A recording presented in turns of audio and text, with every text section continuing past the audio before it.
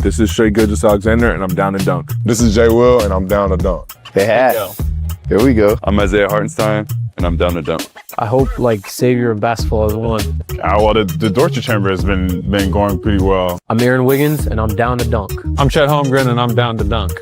I'm Mark Dagnall, and I'm down to dunk. He just does a big smile and I feel blessed by God to be here with Down to Dunk, be here with you. I'm Alex Caruso, and I'm down to dunk. I'm AJ Mitchell, and I'm down to dunk. This is Isaiah Joe, and I'm down to dunk. Oh, jeez. Are you going to sing it good enough for me to guess it, or? Panhandle. Jeez. I'm tweaking. Name 2 famous Oklahomans.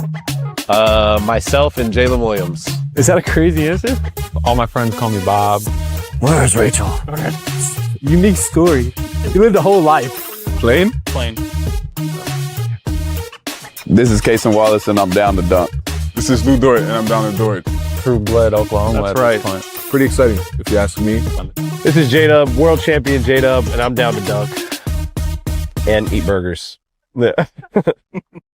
Welcome to Down to Dunk. I'm your host, Andrew Schlecht. We're part of the Athletic Podcast Network. Before I get to my good friend, Michele Berra, I want to tell you about 2 other friends of mine, Aaron and Drew Reese of Shelter Insurance. Give them a call today, 405-478-7714 or 405-773-5500. Today, you're going to need to have car insurance anyways.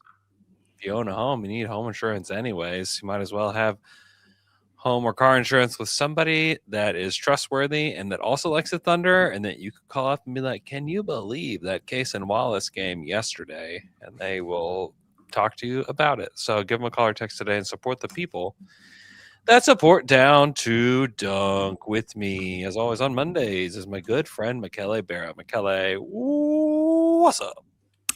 Well, I had a lot of fun this morning rewatching the game because I couldn't do it yesterday. So I decided to not watch anything, not seeing anything about the text thread, X, whatever.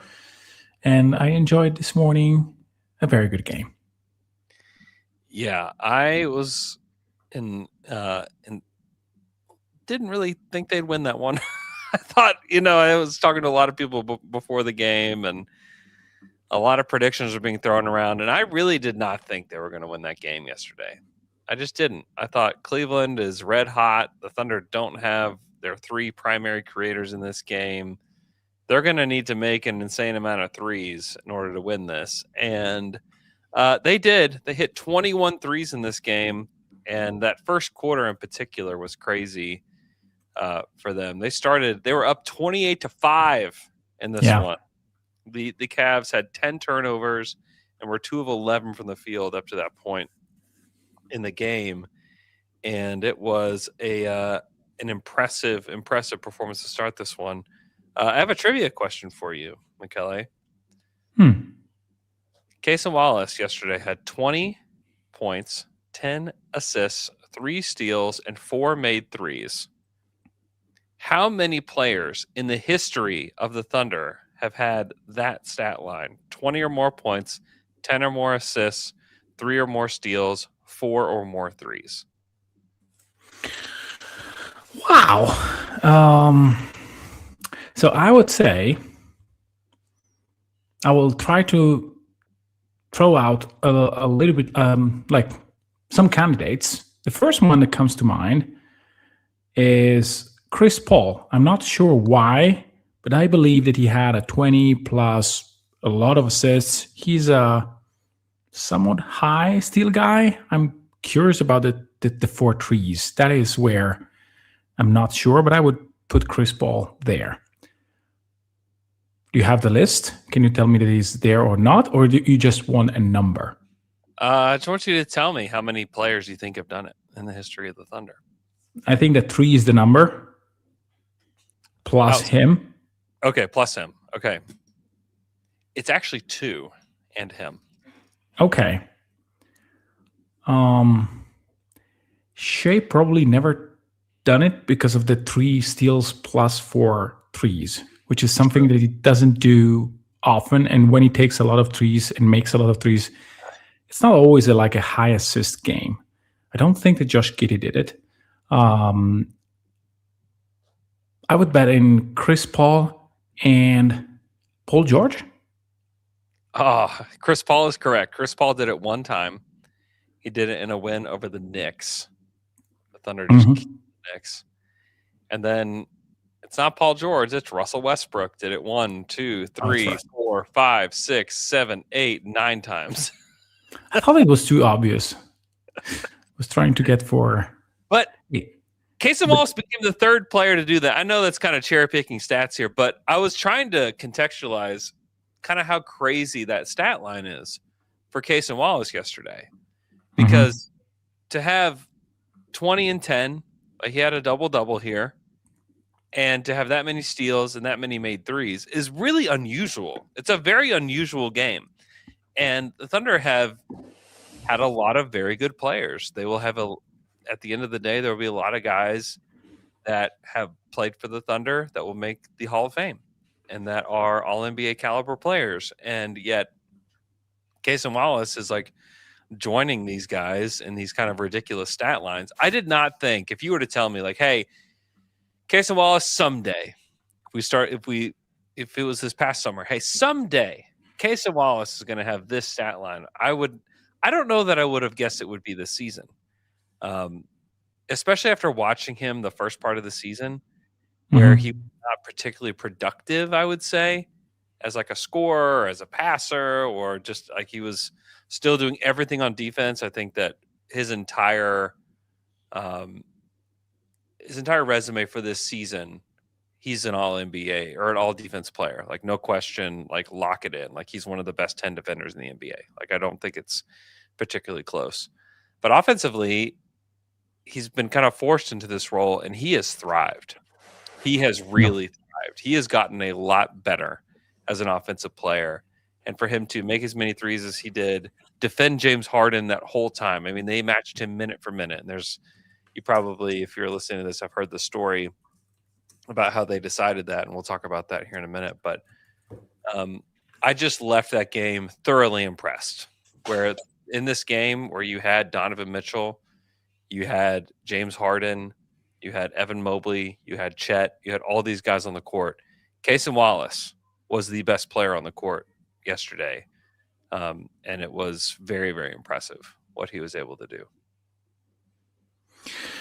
Yeah, I feel like he is taking a lot of responsibilities on offense, which is something that I really like.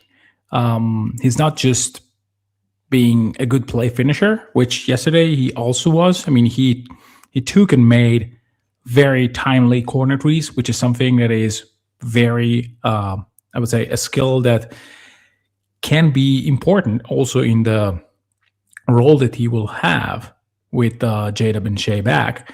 But I like the fact that he is pushing the ball down the lane hard, that he's trying to find teammates. I mean, the play where he was in transition, he found a corner. I think it was Joe in the corner, and then the ball swung to McCain, which was wide open. I mean, those kind of plays. I mean, he could have just tried to make a layup, and instead he found the corner, and the corner was already semi-open, which again, it's a great pass, period, because you have Isaiah Joe there.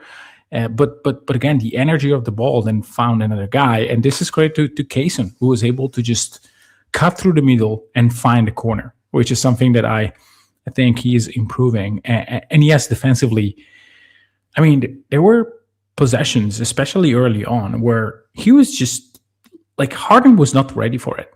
He was just not ready for how good Kaysen Wallace is on defense. And granted, Harden will score because he scores on anybody basically in this league. But Kaysen made it tough. Kaysen took away the three almost entirely. I mean, I know that James had a few, but it was not something that he could rely on to get things going. And this is what you need to do if you want to play great solid defense, is take away stuff that the player on the other end is comfortable with and just make it work a little bit harder. And Kaysen is just fantastic. And you cannot dribble in front of Kaysen Wallace, basically. No, and like there's the stat that's kind of going around about Queso is that he has more steals than fouls. this season, which is just such a fun stat. 116 steals as of today and 108 personal fouls. He's played 55 games. He's had almost 1,500 minutes so far this season, and he's proving to be just an incredibly important player to the Thunder. So it's just been really cool seeing him kind of emerge in moments where they just need somebody to step up, like somebody to get a paint touch, somebody to attack the rim and like try to spray the ball out. Now he's attacking like the paint, but isn't like getting a ton done as far as like scoring goes in the paint. But he sure is like finding guys, on the perimeter as he is able to get in there, which is, I think, is really probably the most important, thing for this particular iteration of the team. Yeah, I wanted to say the same thing that Matt Noon in the chat says about the fact that having more fouls than having more steals and fouls, it's not the same as Darius Bazley in the past when he had more blocks than fouls. That was kind of taking away defensive possessions. Yeah. I think that Kaysen is just good at this. Yeah. He's not really forcing the issue. He's not really gambling too much in defense, which leads often to fouls. Can he be more aggressive? I think the answer is yes. And can this be successful against certain players? Again, yes. So I think that there is another energy level and also physical level that he can get to. Caruso does it, for example. In certain games, he's way more physical, and sometimes he gets called more. I think that this is something that Kaysen can learn, but it's not the same as Baze. It's really a different thing, different stratosphere, different just universe, whatever. Yeah. Shout out to Baze. Didn't ever quite work out, did it?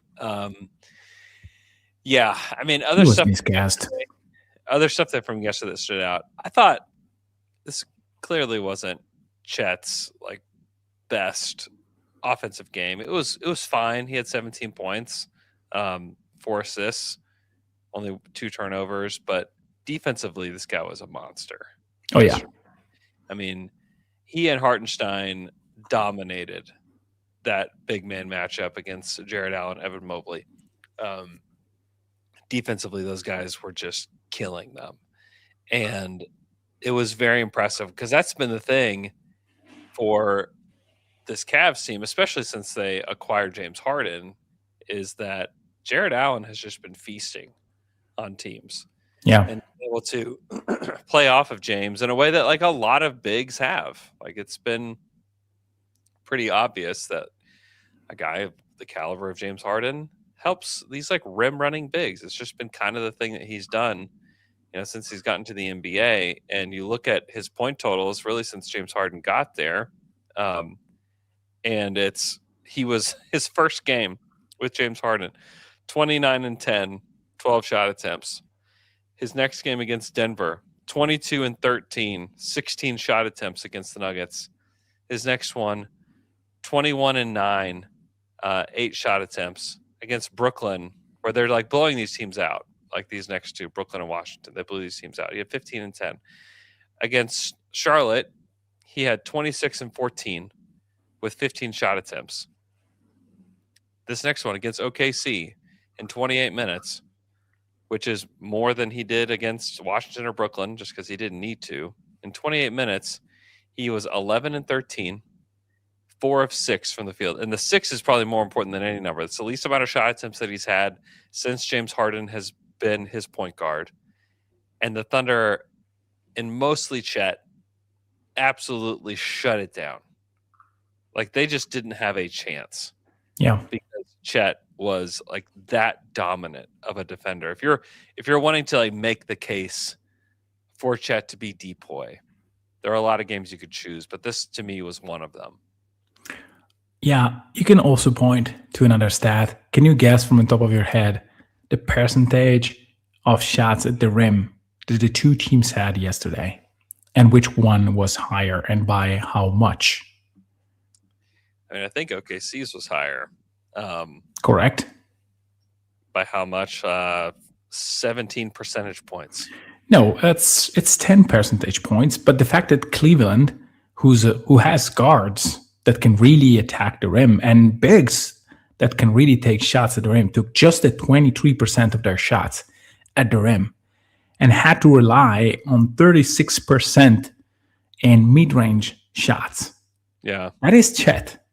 That is Chet right there. And it should be the same, but it's not. Like OKC had 33% at the rim. Granted, Cleveland had a lot of efficiency there, so they had like a better percentage. But the number of attempts to me is incredibly important. And this is why Chet is so important. I don't want to talk too much about his offense. I know that the prototypical all-star in our mind is a guy that can create his own shot and maybe be a little bit more of a guy who can just make stuff happen on offense, which is something that Chet is not currently doing at a very high level. But the efficiency is there. I mean, he's efficient as a play finisher. He can take advantage of certain situations as an offensive player. I think that for him, it's important to get in certain spots, and it's much harder when you don't have a natural point guard. You cannot play pick and roll in these settings. You cannot play pick and pop in these settings. Hartenstein is creating shots for others because he plays a certain kind of pick and roll where or just plays where that starts with a pick and roll and then ends with cuts and stuff like that, or handoffs, then it cuts and stuff like that.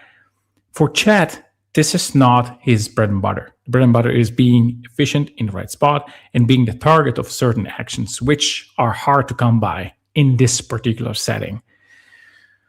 So when you have a guy that is basically anchoring a great defense and can get to 17, 18 points without sweating too much about it and being like an elite play finisher, I really don't want to complain. Sure, can OKC now benefit more for, hey, I can create kind of Chet Holmgren? Sure. But it's something that OKC can wait a little bit to see in the next few years. Yeah, he just has, I don't know. He has always kind of dominated the Evan Mobley matchup, and he continues to do so. It's mentioned in the chat about that steal that he had. Yeah, where first quarter, I think the Thunder were up, and like to just like keep the momentum going because they were about to get a layup on this particular play where Harden throws it up the floor. Dean Wade has it, throws it to Mobley, who's like just standing there under the basket. Dort's not getting there fast enough. Chet just kind of comes from out of nowhere. Yeah. He wasn't in particularly great position, but just intercepts the ball, throws it back into Joe, runs the floor, gets the ball back in the paint, and is able to score. It was just like, wow. Like, that's an impressive stretch from Chet Holmgren in that little series there. And he started off the game. I was getting probably too excited because he had like a couple 3-point attempts early on. And I was like, oh, are we heading toward like an 8 or 9 3-point attempt game? Nope. And then he got 4. Which is not bad, but also not ideal. Yeah, no, it's great. He had 15 rebounds in the game, which I think is really important. And Mark was talking about how he was able to he's like quietly become a much better rebounder. Yeah. And in these moments where he's the lone center, the rebounding isn't as big of a problem as it was whenever Chet was playing during his like official rookie season. And I was asking Chet about it. I was like, hey, do you feel like you're a better rebounder today? Like, does it feel that way? And he's like, well, honestly, I felt like I left like 5 rebounds out there that I should have gotten. And so he still feels like he's got a long way to go. We talked a lot about the coverages of like, I was like, how different does Cleveland feel to you in this matchup? And he was just saying how Garland is just much more of a pace guard where they're playing a lot faster with Garland there, and he can get up the floor and can find guys in different ways. Whereas, James Harden is just so much more methodical, and you gotta like he slows you down and he's gonna pick you apart, and you kind of have to pick your poison with him. And he's like, I had to kind of bait him into floaters because I can't give up the lob and I can't give up these dump offs as he like gets into the paint. Yeah. I thought he played him perfectly. James Harden, even at his age, is not particularly easy to defend for an opposing big that's playing against big. Go ask Nikola Jokic what he thought. Jared Allen dominated that matchup that night, and he did not in this one. Neither he nor Mobley were able to dominate. Some of it was Chet, some of it was Hart, but I would not speak highly enough of Chet's defense in the game yesterday. Yeah, I would not take Denver's defense as a point of reference in anything that wants to basically take this as a good stuff to compare to. Fair. I watched that game because I was curious to see how Harden played in that one. Boy, just sliced there are it. Differences. That defense was completely done. Yeah, it was really bad. By the way, you mentioned one guy just there quickly, the Joe guy, this Isaiah Joe guy. Wow, Joe is playing, I would say, over the past few weeks, just sensational basket. And okay, yes, when the ball goes in at this kind of rates, everything it's easier. But the thing that he's doing on defense and in general as a cutter, as a sort of tertiary, secondary creator, he's doing stuff. And I mean, it's just great to see him improving in the things that we wanted to see. Like me, you, Rylan, we all said at the beginning of the season in various podcasts how important it is for Joe to increase the range of his threes and in general increase the kind of threes that he takes. Yep. The quick trigger, the in motion. I mean, last night he had one from the corner in just a balance situation. It was very off. I mean, he was basically on one foot and basically going out of bounds. These kind of shots are new shots for him, and those create a lot of difference. So I'm really impressed by what Isaiah Joe is doing, and he's a guy that he's the Shai booster. I was looking through stats the other day, and when Joe is in the court with Shai's efficiency is through the roof. Not necessarily passing stats or whatever, but the sheer fact of having Joe out there makes life so much easier for everyone. And if you are at a point where you don't pay him too much defensively, then this guy has a lot to show, even in the postseason this year. Yeah, he's been a sincere offensive weapon, not just like a release valve for them, which is kind of what it's been in the past, where it's just like, hey, you got to dish it out to him in the corner. He's going to make the shot. Cool. But there was a play, I think like mid first quarter, McCain drives the lane, gets picked up by Jared Allen at the rim. McCain throws it all the way out to him where he's at this like deep three range. He off the dribble is able to take Sam Merrill, who's like spinning around because he's like trying in every way to like cover Joe, and Joe steps back and hits a three that I think I don't know if it caused another Cleveland timeout, but it was just like, man, it was impressive what he was able to do yesterday. And he continues to just improve his game. Defensively, I feel like he's better. Offensively, I think he has expanded his game. He just looks and feels more athletic to me this year. Mm-hmm. I don't know if you feel that. He showed like athleticism in spots where he would have these like monster dunks, and he's done that through the years. Yeah. He intercepted 2 lobs last night. Yeah. Just with positioning, quick twitch, and just being ready. That is high level stuff. Yeah, I was trying to pick his passes, but also I was trying to pick his brain yesterday after the game, just because I just am having trouble like putting my finger on like what is it? What's different? Because he just feels different to me. Mm-hmm. Like he just feels like he is. I don't know if he's just more comfortable. But he feels more athletic. He feels more like in the game. You just like feel him more in the game than you ever have before. And it's like hard to like articulate it to him. Like, what? It's almost like, why are you so good? Like, what's making you so good now, Isaiah Joe? And I just sat with him at his locker for probably 10 minutes yesterday after the game, just like trying to just like, can you give me some reason why you're so much better? Like, I was like, were your workouts different this summer? And he was like, yes. He said, yes, my workouts were different this summer. He said, I spent a ton of time working on my knee and my shoulder. So I didn't know this, but he's had a couple meniscus repairs. He had them in high school. And he said like he really worked on his like the tendons in his knees and shoulders to like prevent like little nagging injuries here and there. He said he like feels better than he ever has like physically. He said he's always just trying to work on his body. And like we got into like this whole conversation just about knee injuries and how to strengthen your knee and blah blah blah. But I just think like he is a different guy. I mean, he is just a different kind of weapon than he's ever been. Some of it's the kinds of threes he can take. Some of it is the confidence, and other parts of it is like the athleticism. His rebounding's been better. Like almost everything about him's been better.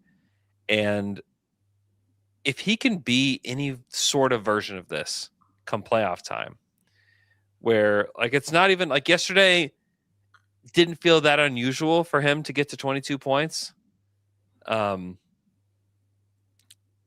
If he can be any version of this come playoff time, where like now the Thunder have a ton of different weapons they can use, like the Thunder will be a very different team in the playoffs if Isaiah Joe can be anything like this in any of the rounds. So I'm just it gets pretty exciting to think about it, because the 5 steals too. He had all 5 steals in the first quarter, and then was pretty disappointed in himself that he didn't get another one after that. He said when he saw that he had 5 in the first quarter, he's like told himself, "I'm going to go for 10," which had Cason Wallace like going berserk over at his locker, laughing at him. He's like, "You're going to get 10? You think you're going to get 10?" He was just dying. But man, it just, I don't know. He's a special role player for the Thunder, and 1, I want to see this team whole, and then 2, I want to see what they can look like with this version of Isaiah Joe, who is pretty special. Yeah, Andrew, if only the team has another guard that is a premium shooter ready. Oh wait, like this is insane. I mean, I know that we already discussed it, but the more I see, while I understand the need of getting under the tax, I mean, are you really sure that you don't have any other ways to do it? Like paying 2 second rounders and just, I know that what you get, the difference is 5 seconds and 1 first. But I would still look deep into, hey, maybe that is Dylan Jones plus like another late first. That is Dylan Jones value. I mean, I still think that McCain is probably worth that, especially for a team that needs shooting like Philly. Just play the guy. I mean, he looks awesome. I mean, I'm not sure how much he can play in the playoffs because he has defensive limitations and will probably be that kind of guy for the next 2-3 seasons, maybe. But he is a guy that can fit into an offense seamlessly and being just good. Like yesterday, he didn't have a particularly great game and still was able to score 10 and be perfectly effective off the bench. Yeah. That is not nothing. No, it's not. I mean, he had that one, and it's funny because like some people look at it and they're like, man, that play that the Thunder run. It's like, it's not really a play. It's just the way the Thunder play. Yeah. It's just the way that they play the game. And the fact of the matter is that Jared McCain fits exactly how the Thunder play. Like, there's a reason why that the Thunder clearly targeted a player like him in the draft. They didn't end up getting him. I think that it was probably a little bit of a surprise that Nikola Topic fell to them in that spot, and they went ahead and grabbed him. But my guess is that had Topic not been there, I bet you they would have had Jared McCain. That's just my hunch. And there's a reason why, because he plays the way the Thunder want to play on the offensive end. He's free flowing. He moves the ball. He's unselfish. He's not somebody who's just going to dribble the air out of the ball. He has this like freedom with the way he plays basketball, and he has a rhythm with which he plays. I mean, that whole play had just a lot to it. It had this dribble handoff, bounce pass underneath the legs from Isaiah Hartenstein, which is just so fun and something that he clearly loves to do. Yeah. It had this like drive from McCain all the way into the paint, one-handed pass out to Cason Wallace, who drove into the paint, another paint touch, back out to McCain, who hit the three. And it was just like, wow. Like, this is a guy who just got here. He just got here. He told us yesterday that he was going house hunting. Yeah. And like it is pretty absurd that they were able to get him. And I don't know how much of an impact he'll make in the playoffs, but could he have a game like Julian Strother did last year against the Thunder in the playoffs, where it's just like Jared McCain comes in the game, he's red hot, scores 9 straight points, causes a timeout by the Nuggets in the conference finals, and the Thunder crowd goes berserk? Would that be crazy? It would not. It would not be crazy. It would not be crazy. Wiggs had games like that in the playoffs last year. And so I think that I would argue that McCain right now is playing better than what Wiggs is playing currently. This is probably one of the sore points for OKC of the past, I would say, month, because Wiggins could have been a guy that, in terms of usage, shot creation, could have helped OKC, and he is struggling a bit. So, again, who cares if he, not who cares, but if he helps, awesome. If not, well, it's a trade that you make anyway. You have 2 years of this guy and a surplus of picks. So it's just a no-brainer, and I'm so glad it is fitting in. And he has such a compact and wasteless shooting motion that I really like. It's not the most high, it's not the most quick, probably, but it's so compact and always the same. So it's really fun to watch. Another guy, maybe, I don't know if you want to take a break or we can talk about Hart, because Let's take a break. Was flying. iHeart is he had quite a game yesterday too, and his importance, along with Cason Wallace's importance, like both of them are just like rising to the top, where it's like, we are your 4th and 5th best players, and we need to be on this team next year. Can do this as well. Yeah. Take a quick break. We'll come back and we will discuss that.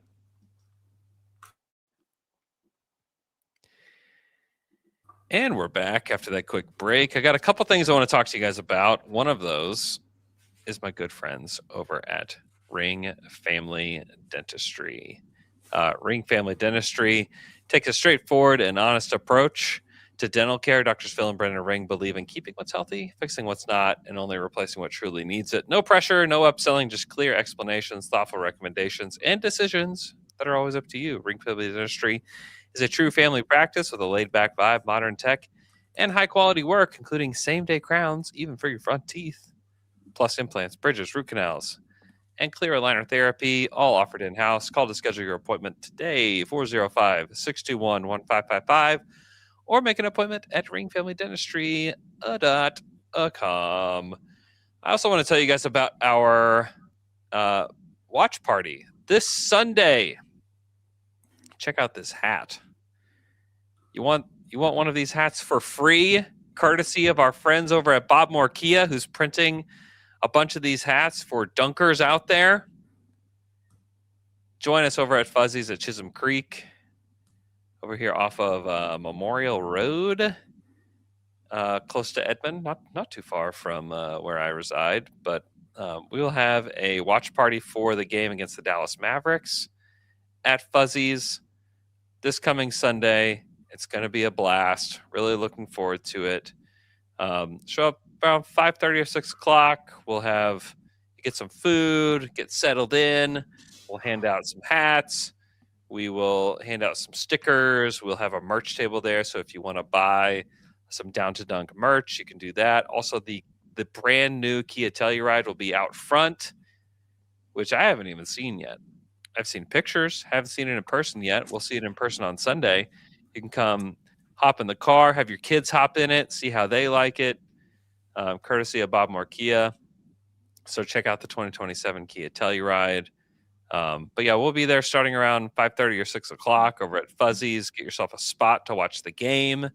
Get yourself some. They have the Case and Wallace queso over there now, the queso. So you can get some of that, get some food, watch the game, and then afterwards we will do a live podcast with the L-Man. Jay and Taylor will be there as well.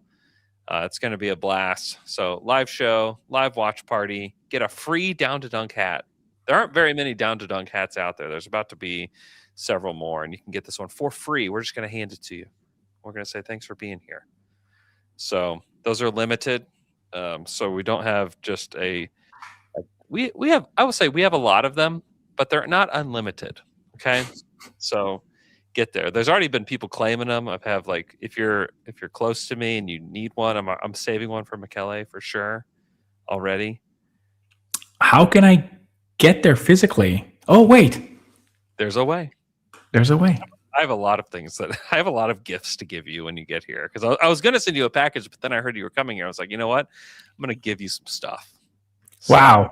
So I need to bring like a huge. Yeah, I might need to buy you a suitcase as well. Oh man. But yeah, really looking forward to that watch party. Fuzzy's is super fun. Our friends over at Bob Moore Kia have been great partners so far. And they were like, hey, we want to make hats for you. I didn't even ask for them. They were just like, we want to make hats for the event. And I think that's cool because I've actually been wanting to make these exact hats for a little while. And so the fact that we get to give them away too is just so fun. So iHeart. Should we talk about iHeart, who was, man, he's just like too perfect for this team. Like I just couldn't stand it if he was wearing another jersey next year. I mean, the guy yesterday, the stat line is good. 13 points, 7 rebounds, 4 assists, only 1 turnover. A guy who had the ball a lot. He was 6 of 6 from the field. The only blemish is that he clanked 3 free throws, as did Chet. I was like, come on, guys. Stop clanking free throws. But other than that, he was awesome. He was a plus 23. He did not start the second half in this one. Jay Will started in his place, and poor Jay Will. He was a minus 17 in a game that the Thunder won by 8 because of because of those minutes where Sam Merrill just got hot. It wasn't all Jay Will's fault, but this team just functions at such a high level. And Mark did talk about how part of the reason that they started Jay Will in the second half was because they're still limiting iHeart's minutes after he came back from that soleus strain. So I think that they're still just kind of taking it easy with him as far as like minute load goes. But boy, like he's outrageously important to the way the Thunder function. Yeah, he has a knack for playing with shooters, and this is so much fun. And this is something that McCain is just starting to learn. I mean, the reason why Hartenstein is so good with Caruso, with Joe, it's because they have basically an eye connection that they know if he wants them to just take a handoff and just jack a three or cut. And the connection works such a high level that it's impressive. And McCain right now has just part of it. They are starting to understand each other. So imagine when he also developed this connection with McCain. That is going to be very fun. And I mean, there was a point in the game where not a ton of things were working offensively. And Hart with the floater and then with that dunk, he was the guy who basically just insert a lot of energy into the Thunder offense because of the fact that he could hit shots and basically create shots for others. So it was really impressive. I mean, Hartenstein is not the guy who demands shots. He could easily take like 10, 12, 14 shots per game. He can do that. I mean, he has the touch to do it. But he searched for other things, which again makes him a perfect match to this Thunder team. And the more shooters you give him, the more the offense when Hartenstein is on the court works. Which is why I always question the fit with the starting unit because of that. Basically, if you insert a starting like a shooter in that lineup with Hartenstein, it makes things so much better. But yeah, he's perfect. I don't think that you can really remove him from this team. He's so important. There are so many moves that you can do before getting to Hartenstein. Yeah. Yeah, I hope that they go the other directions. Just because I think that when you're talking about this team playing at a really high level, I think that he has to be part of it. Even yesterday, he only played 26 minutes. Like that could be the case because you do want to have minutes where Chet's the lone center. Like that is part of like being able to give teams different looks is, having that in your back pocket. But like the double big lineup works especially well with those two. Yeah. And it's pretty important. Definitely. After the game, Joe Masato was asking Mark, like, how did you decide that Dort was going to guard Donovan Mitchell, in this one, in that case, and was going to guard Harden? And he said that they voted on this, that they had a coaches meeting and in the staff meeting that they voted, and it was 6-5 in this one. Wow. That Lou was going to guard Donovan Mitchell. And he mentioned a couple coaches by name and said that they were pretty important to swinging the vote in that direction. I will say this story is completely confirmed. I would say that at first I thought he was just kind of messing with us because sometimes he'll be sarcastic with his answers. And I even had a follow-up about it, just like, when do you vote on who guards who? How does that happen? What circumstances? And he was like, he said we were bored. He said we were bored in the coaches meeting and decided to vote. I just thought that was really funny. But they decided to match them minute for minute, which, a lot of times Mark will throw different looks at guys that are as high a level as Donovan Mitchell and James Harden. But yesterday they matched them both minute for minute, where it was like Dort stayed on Mitchell. And part of it was probably like, hey, this is working, like it's working at a high level that these two like have these assignments. They're sticking to them. We don't need to like change it up. Like we're just going to match them minute for minute. And it must be like completely exhausting. Donovan Mitchell you can go see an interview with him after the game where he's sitting at his locker, like completely exhausted, having Lou Dort defend him for the minutes that he played in this one. He played 35 minutes in this one, as did Lou Dort. James Harden played 34 minutes, as did Cason Wallace. I mean, I was blessed enough to sit, right at the scorer's table, right next to Nick Gallo, where like the Thunder bench is, which is just a ridiculous opportunity. I'm really grateful for that. But like you could hear Mark hollering, whenever you'd see James get off the bench and come back in, he'd yell for Queso. And they were intent on matching those guys. Yeah. And it worked really well. And it takes just a few possessions to get them going. Yeah. It was cool to hear the anecdote too. Like it was a really cool day. Like it was just one of the more feel-good wins. Like some people saying it was the Thunder's best win considering all the circumstances around it with the amount of guys that were missing and, not having Caruso wasn't available, but AJ, Dub, and Shai all out. It was a very good win against a very high quality opponent. Like I agree with all of that.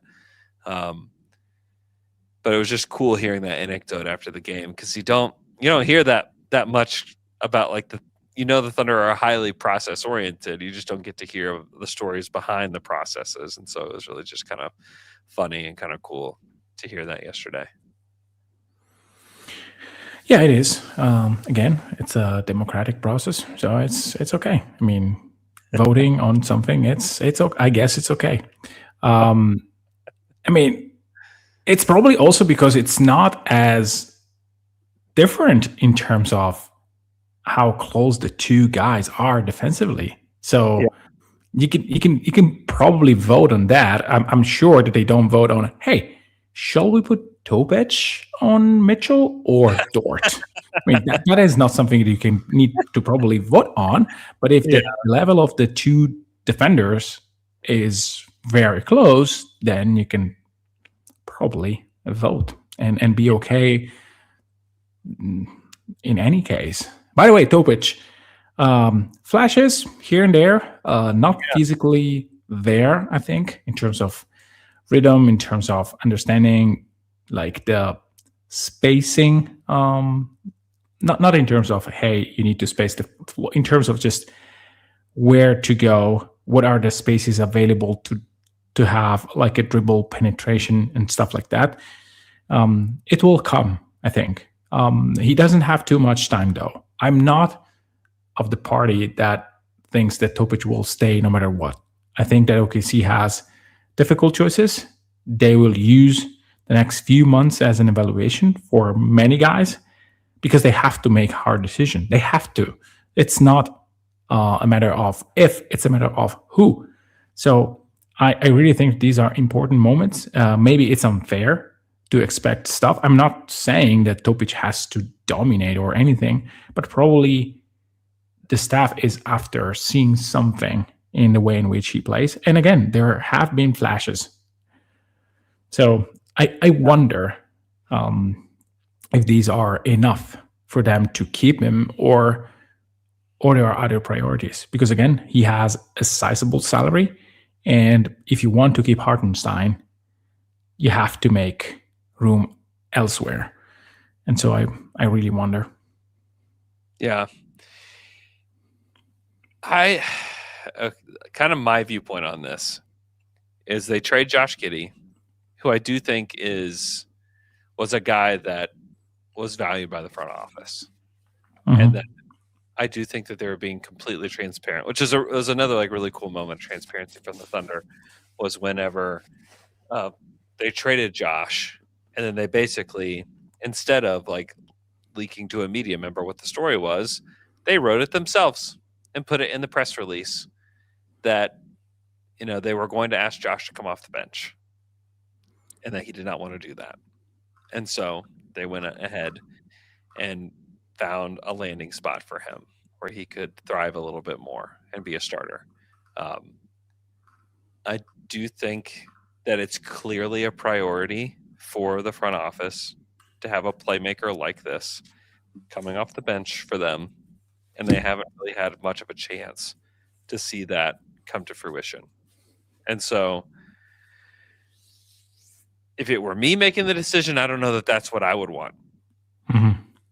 I think that I might go elsewhere and you're going to have to use somebody as a trade chip or something at some point. Yeah. Everybody's got value. I think he's going to have value across the league. They've scouted him way more than I have. They know him way better than I do. I would never say that I know anything more than they do. I don't, and never will.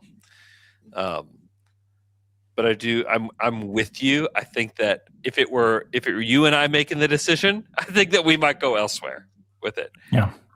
And that's not to say that Topic can't be a really good player. I think he can be. I think he's got special touch. I think he's got special passing abilities. I think that he's really strong. He's big.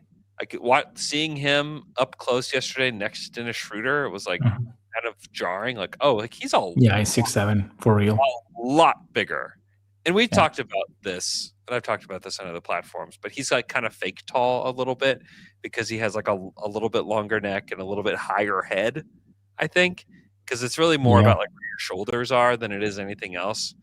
Like, yeah, the neck is useless. This is one Michele theory from the past. We talked about while we evaluating players. Yeah, I do think that like he is big though, like compared to like the average guard, and so I do think that is kind of important. So yeah, if I were to guess, I would guess that he's not going to be used as trade bait. I think that they want to see how a player like this plays out, because I think the front office has like gone out of their way to first acquire the first iteration, Josh Giddey. He wanted something different. Like, he didn't want to be the bench guard that they're looking for, and then they drafted the bench guard that they were looking for, who almost plays almost the exact same way that Josh does. And they're different players, and I would never want to say like they're exactly the same, but like they are the same archetype of player. Like, certainly. So I think they have a lot of very interesting decisions to make this summer, and for me to act like I know what those are would be foolish, and perhaps even for them to act like they know. I think that what happens in the playoffs this year will be huge for them. Yeah, and also at the draft. I mean, you don't know now what kind of player you will have it available. So yeah, that's totally true. That also counts. And again, there is a list of players that are easily movable, and so OKC has a ton of options. I would say that every player that is currently wearing a Thunder jersey has positive value, and more than half has probably a first and more of value, which is absolutely insane. I mean, McCain has first round value. Dort, for some team, has first round value. Cason Wallace has first round value. I mean, it's probably easier to say who doesn't. Probably Kenrich doesn't. Maybe Sorber and Topic doesn't. For maybe they do, maybe they don't. The injury is a scary thing. Yeah, it's hard to know with those two. I would guess that Topic does, just based on opinions of like there's some people that hold him and like have very high opinions of him. Yeah. So maybe just Kenrich. Maybe Wiggins doesn't net you a good first. Yeah. Maybe J Will doesn't net you a very good first. Yeah. So that's it. So they can do basically whatever they want this summer. They see what they can do. But surely it's good that they have choices. Yeah. And again, we are so focused on them needing to make roster spots. They don't technically have to. They can still punt the draft and move forward with it if this is what they want.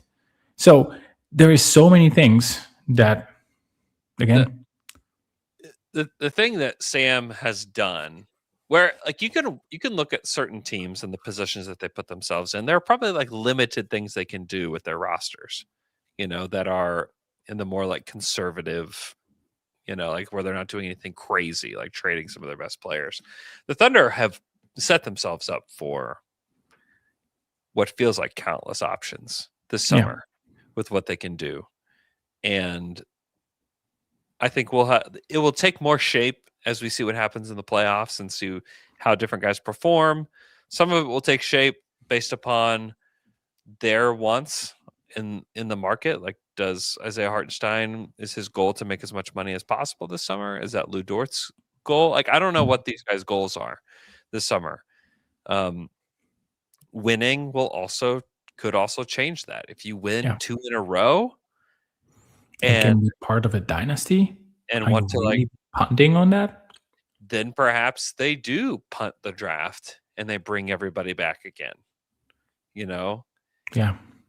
Like, I don't know. Like, there could do a lot of different things. And even if you punt the draft, you're still bringing back Topic and Sorber, who are essentially rookies going into next year as far as like their experience in the NBA. So there's a lot to to be learned, I would say.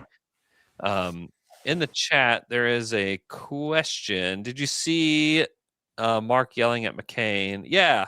I mean, the thing about Mark that's maybe like a little bit of a misconception is that he's like mild-mannered, doesn't want to get into it. Like he's a guy that will voice whatever he's thinking, with guys. And there isn't a ton of it that goes on in game because typically there aren't a ton of mistakes. There was a lot more of it back in the day when they were rebuilding and he was trying to like shape the roster. You screw up all the time. But like, yeah, McCain's going to make mistakes. And it was like defensively. Yeah. Poku, you screw up you do that all the time. So great. Oh my gosh. But like most of what Mark does when it comes to berating is going toward the officials during games, especially like this one was moving screens was like the big one that he was getting at them at. And there was a lot of moving screens in this They one. didn't call one on Lou, so I guess Mark was upset. He was upset. He was upset a lot of the afternoon about that. Also, goodness gracious, could Evan Mobley travel more and not get called for it? Goodness, that dude catches the ball and shuffles his feet like he's just like a little nervous Nancy out there. It's just like, what in the world is happening? Yeah. Like he just catches the ball, shuffle. Mark is just screaming, travel! You're not seeing him travel. Like it was just great. It's just a delight to sit that close. The other moment that I thought was just awesome, and I put a video out about it. It was during the first quarter when they were going on that crazy run. Kenrich and Jay Will are about to check in the game. And they're standing there, arms around each other, just like almost like hopping up and down together as they're watching their team like continue to get steal after steal, 3 after 3. Like they're so pumped up about it. And I got a chance to talk to Kenrich after the game about it, and he was like, yeah, man. He's like, I was just excited watching. My brothers out there. You know who else was very excited? Oh, Shai. Yeah, he had to apologize to Dub because he was making him jumping, which it's not good when you're trying to just rehab from an injury. Yep. It was so fun. I mean, Shai, he was laughing. Oh, sorry. Shai was animated whenever things were going well. He was up hollering things at the coaching staff about like certain coverages. He was like coaching guys up. There was a time I wish I had captured it. I was watching it happen. I was like, man, I wish I was videoing this. But like Topic was on the court and there was a timeout and Shai pulls Topic aside and he's like explaining, what happened on a particular possession to him. And like Topic is like sitting there, like soaking it all in. He was like heavily involved yesterday. Like you can just tell dude is just like itching to get back out on the court. I don't know when we'll see him next. The Denver maybe. I mean, it said approximately a week. That to me means like there's like this. You just put like a circle around the calendar around that 1 week, and you can just like, this is approximately that date. Could it be Wednesday against the Pistons? Could it be Friday against the Nuggets? Like I really don't know the answer to that, but those are approximate dates to 1 week. And that was just for a reevaluation, not for a return. So let's be honest, the guy's being reevaluated every hour. He's your superstar, almost, soon to be 2-time MVP. It's not we're not looking into your injury for a week because we don't care. We gotta wait. But hopefully he's back sooner than later because this schedule is not easy. But I'll tell you, the team is excited. Like I kind of was just asking guys their thoughts on this week, and the general sentiment is like, it's going to be awesome. Like getting to play these teams. They have Toronto Tuesday night. On Wednesday, they play the Detroit Pistons, second night of a back-to-back. And then Friday night on ESPN against the Denver Nuggets, 8:30 tip here in OKC. It's a tough one. It is. It's really exciting. I just think that hopefully we get to see them with at least one go-to guy in there. Yeah. It would be tough to get all 3 of those. It'd be amazing if they could get 2 out of 3. If they got 1 out of 3, it wouldn't be jarring. But yeah, I'm excited. I'm excited to watch these games this week.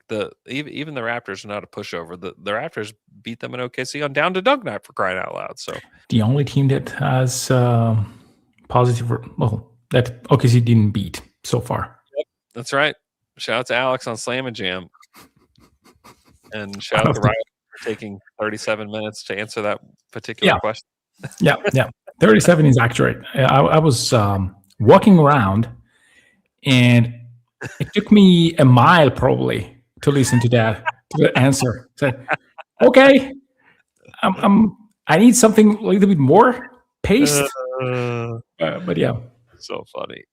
Shout out to Ryan Guy. If you haven't listened to it yet, Ryan Styles of Locked on Thunder and the OKC Dream Team joined us on Slam and Jam on Saturday, just talking Thunder. So it was quite fun. So yeah.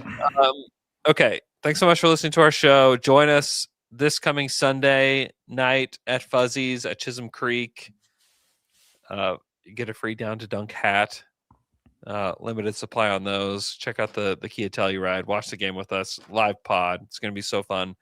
Really looking forward to seeing all the dunkers there. It's always a blast seeing dunkers at the games and everything, but getting to kind of interact more in person. You can buy some Down to Dunk gear. You can get a free hat. You can eat some queso. Would love to see you guys there. Hope everybody's doing great, and we will talk to you guys again on Wednesday. Until to die, until to die.